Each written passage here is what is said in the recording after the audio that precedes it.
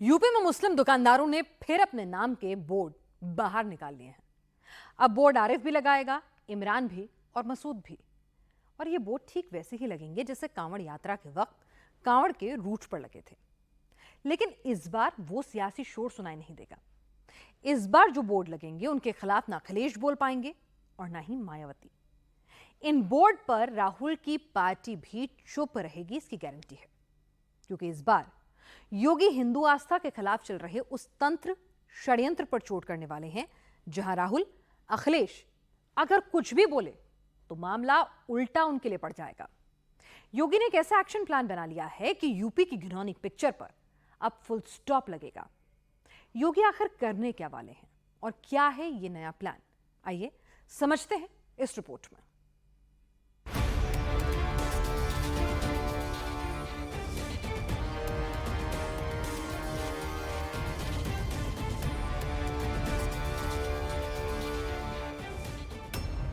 गाजियाबाद में आमिर ने जूस में यूरिन क्यों मिलाया?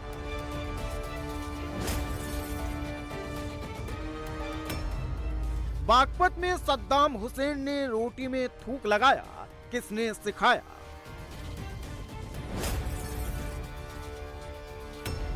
शामली के आसिफ को किसने जूस में थूक मिलाने का ऑर्डर दिया?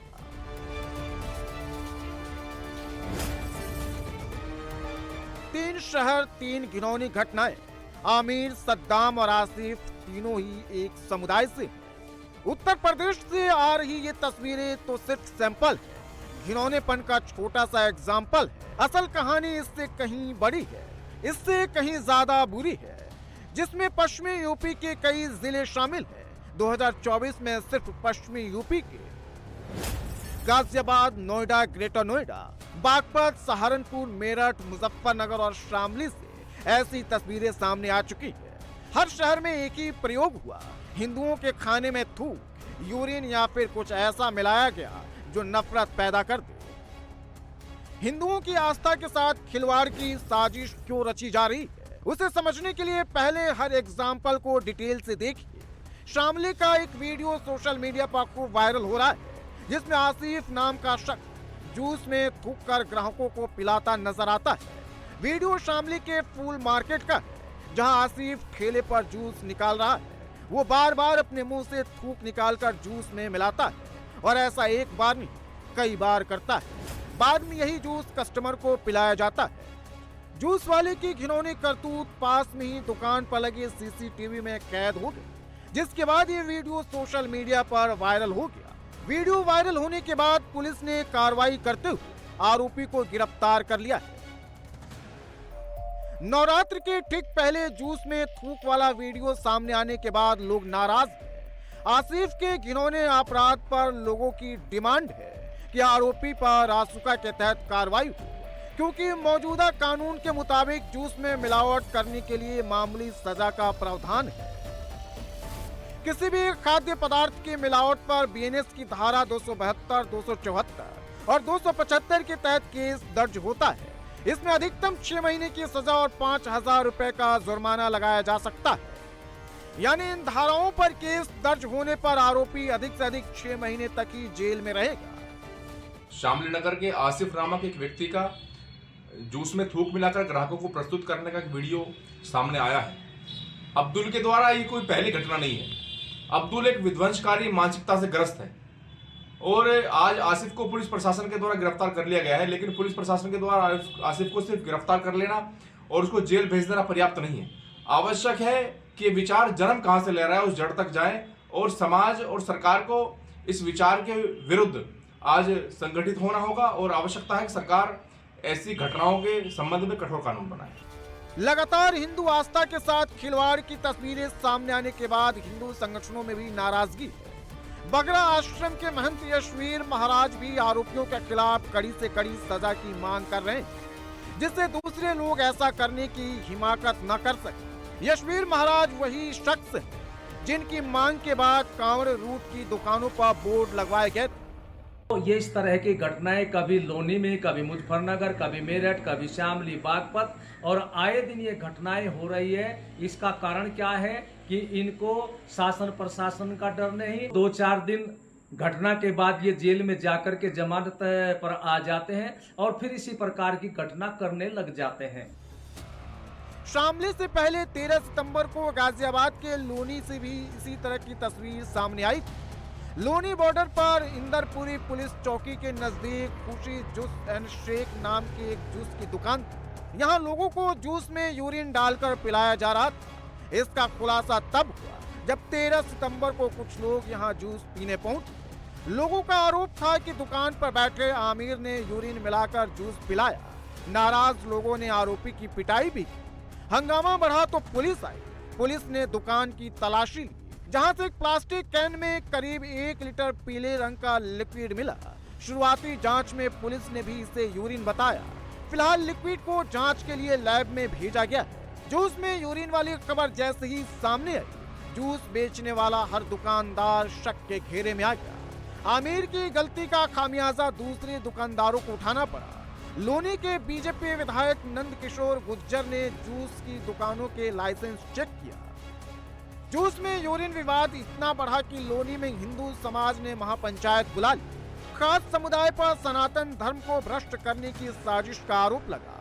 मामला सिर्फ जूस में थूक और यूरिन मिलाने तक ही नहीं है, रोटियों में भी थूक मिलाया जा रहा है।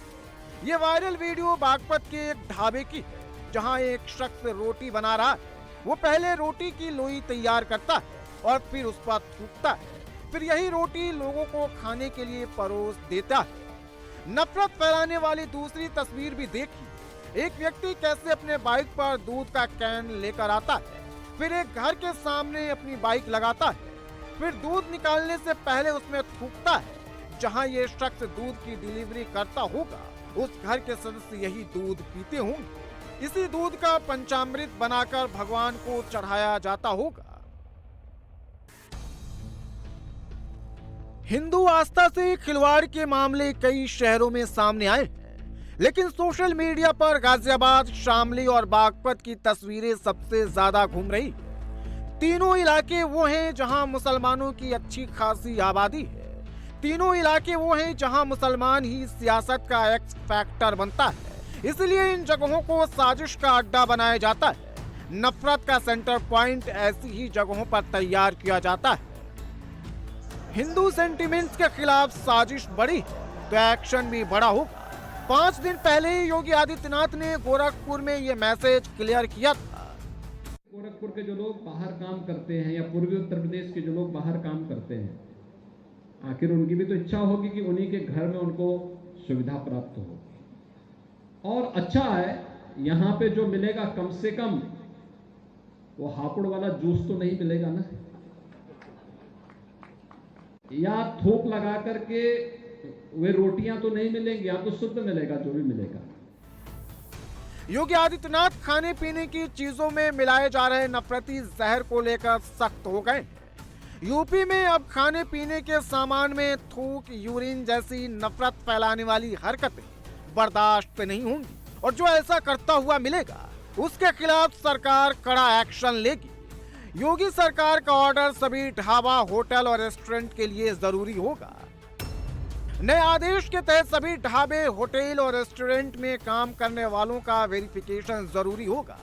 सभी ढाबे, होटल और रेस्टोरेंट की जांच की जाएगी। ढाबे, होटल और रेस्टोरेंट में काम करने वाले शेफ और वेटर को मास्क और ग्लव्स लगाना जरूरी होगा। ढाबे, होटल और रेस्टोरेंट में हर जगह सीसीटीवी लगाना जरूरी होगा, जिससे हर चीज पर नजर रखी जा सके। मालिक और मैनेजर का नाम, पता डिस्प्ले करना अनिवार्य होगा। इसके अलावा अगर कोई मिलावट करता है तो उसके ऊपर कड़ी कार्रवाई की जाएगी।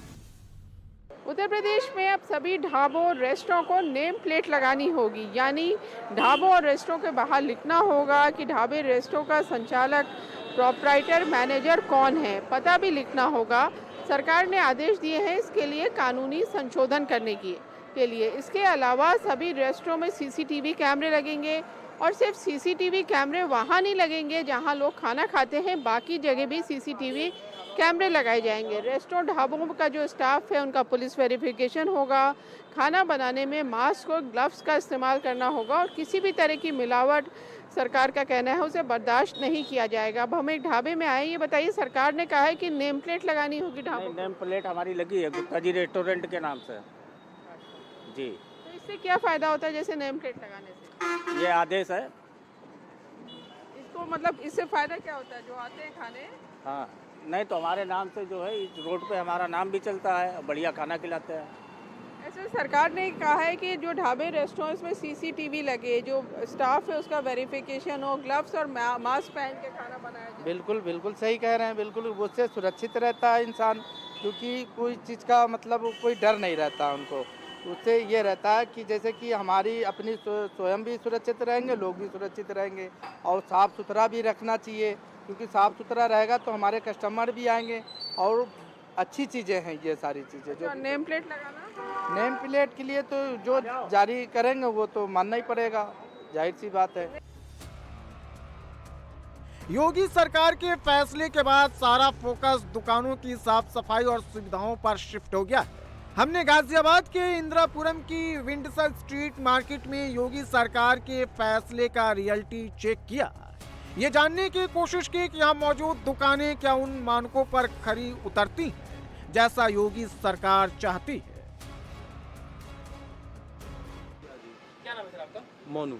मोनू। हाँ जी। मोनू जी, अभी सीएम जो हैं उन्होंने, योगी सरकार ने एक बड़ा फैसला लिया है कि जो खान पान की दुकानें हैं, जूस की दुकानें हैं, उन पर साफ सफाई रखने के लिए जो वेटर्स हैं वो ग्लव्स पहने और किसी तरीके की गंदगी ना हो। तो इस यहाँ पर किस तरीके का ध्यान रखा जाता है रेस्टोरेंट में? रखा जाता है, पूरा ध्यान रखा जाता है। सब वेटर वगैरह सब प्रॉपर यूनिफॉर्म में होते हैं, सब कुछ सही तरीके से चल रहा है।